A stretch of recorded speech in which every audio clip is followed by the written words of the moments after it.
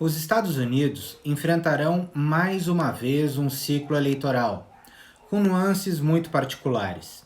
Depois de 2016, um ano que ficou marcado pela ascensão da antipolítica, agora a tônica será diferente. A pandemia deve marcar de forma determinante os debates eleitorais de 2020, algo que pode mexer profundamente com o resultado de muitas disputas.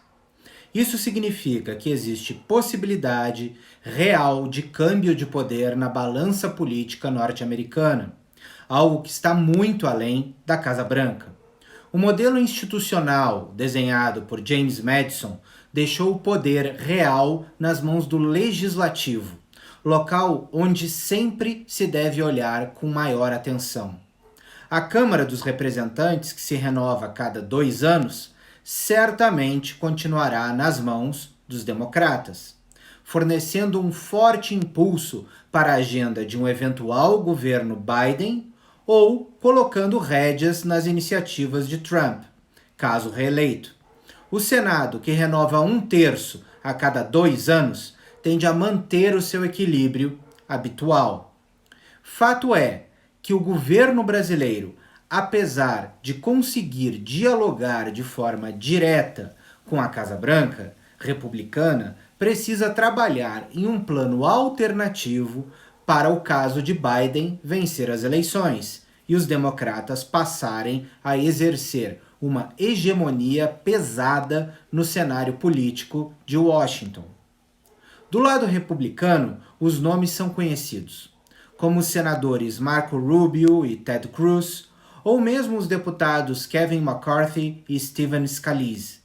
Do outro lado, entretanto, existem nomes que precisam entrar no radar do governo brasileiro, desde a candidata a vice escolhida por Biden, senadora Kamala Harris, e nomes importantes como Susan Rice, que serviu como embaixadora nas Nações Unidas, até congressistas relevantes nas relações com o Brasil, como Gregory Max, de Nova York.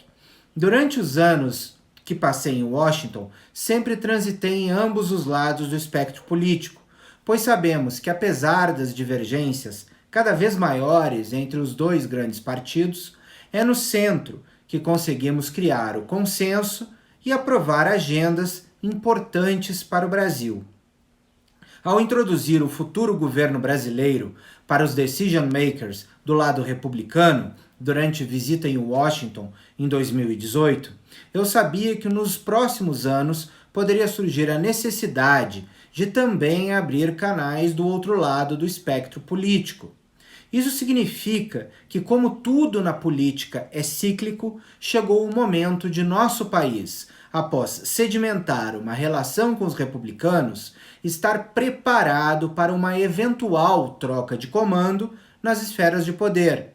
Assim como no chamado Grand Old Party, nos círculos democratas também transitam políticos que teriam um enorme prazer em criar canais de diálogo de alto nível com o governo brasileiro, assim como fizemos por ocasião da visita realizada em 2018.